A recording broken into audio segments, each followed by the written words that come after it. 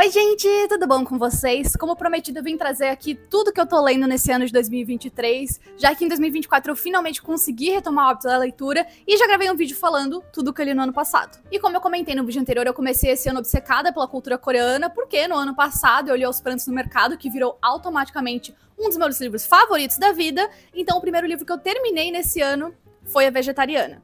Esse definitivamente não é um livro pra qualquer um, é um livro pesado, difícil de digerir, ele realmente me fez sofrer muito, me fez ter pesadelos, tem vários alertas de gatilho, mas é basicamente a história de uma mulher que tem um suposto surto psicótico e depois disso decide que não vai mais comer carne. E a partir daí a gente começa a ter um vislumbre de como ser mulher e querer tomar as próprias decisões e traçar o próprio caminho é algo que não é muito bem aceito, especialmente na sociedade sul-coreana. Eu acho que traz uma temática muito importante, mas quando eu acabei de ler parece que eu não aprendi nada novo, mas ele é tão belamente escrito que eu recomendaria por isso, assim, eu realmente acho a escrita incrível, porém, só se você não for tão sensível. Por conta disso, eu decidi ler um livro bem levinho em seguida, e foi Leitura de Verão, que é um Enemies to Lovers bem piegas, uma autora de livros que ela ama o amor, ela só escreve sobre romances, mas tá vivendo um momento da vida que ela quebrou a cara, enquanto isso ela cruza e vira vizinha de um cara que era inimigo dela na faculdade porque ele era muito culto e muito, eu sou mais inteligente do que todo mundo, mas ele também tá num momento da vida meio quebrou a cara, e aí os dois decidem se desafiar pra melhorar a escrita um do outro, e é óbvio que eles se apaixonam no final, isso não é nem spoiler, é só óbvio porque é um livro de romance. Mas apesar de ser clichê, ele foi muito gostoso de ler, eu só senti muita raiva porque são dois adultos que claramente não sabem se comunicar, mas eu recomendo se você quiser algo bem levinho e legal.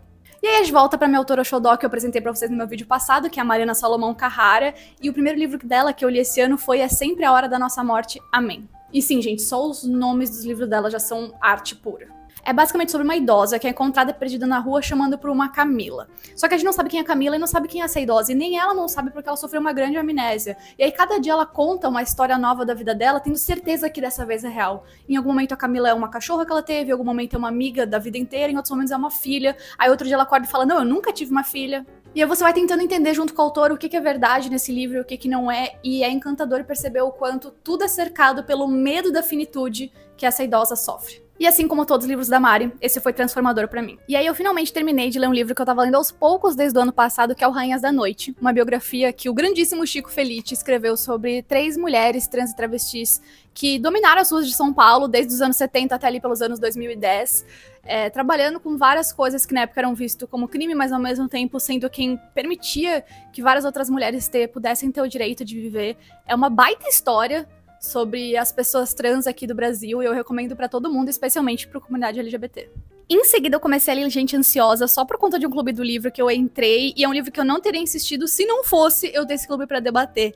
Mas no fim das contas eu gostei muito de ter lido esse livro até o final, porque mais do que a história, o jeito que o autor amarra todas as pontas soltas que ele deixa é impressionante. Um pouquinho forçado até no final, mas é impressionante. É basicamente a história de várias pessoas que ficaram presas juntas no mesmo apartamento numa suposta situação de reféns, e aí você vai sabendo um pouco da vida de cada um deles e como aquilo se desenrolou, como a polícia resolveu esse caso, enfim, é fascinante. Não é um dos melhores livros que eu já li, mas eu achei bem interessante. Se você já viu a série da Netflix, é bem diferente, então eu recomendo ler e assistir e entender que são obras separadas. E aí eu descobri mais um clube do livro aqui em Blumenau e acabei lendo um que já tava na minha fila, que é o A Morte é um Dia que Vale a Pena Viver, que é sobre uma médica que trabalha com cuidados paliativos, falando sobre a visão dela sobre isso, por que ela se encantou por esse lado, e também sobre como aqui no Brasil a gente realmente tem muito pouco conhecimento sobre, e é barbárico, o que acontece nos hospitais aqui do Brasil. Me senti burra agora. É um livro obviamente pesado, e é um livro não tão técnico, você aprende muito, mas não é um livro necessariamente, é uma médica escrevendo, então é só para médicos. Não, eu realmente recomendaria para todo mundo ler esse livro, só eu recomendaria ler com um pouco de cautela, porque como a autora é cristã, ela coloca muito da fé dela no livro, mas ela também é bastante crítica e lógica quanto a isso, então não é necessariamente um problema. E aí, pelo outro clube do livro, eu acabei lendo tudo que eu sei sobre o amor, e de novo, gente, é um livro que eu posso resumir como chato. É uma autobiografia de uma colunista que, claramente, ela sabe escrever bem, e eu consigo entender porque ela se tornou uma colunista famosa, mas, a vida dela não é interessante o suficiente pra virar um livro.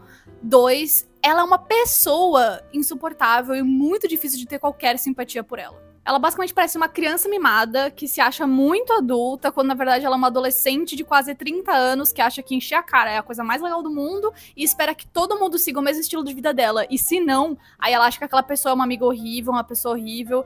Vale pra refletir sobre a importância da amizade, como muitas mulheres às vezes colocam as amizades de lado por conta de companheiros homens, mas assim, eu acho que tem formas muito melhores de lidar do que como ela lidou, e parece que ela se orgulha disso, enfim.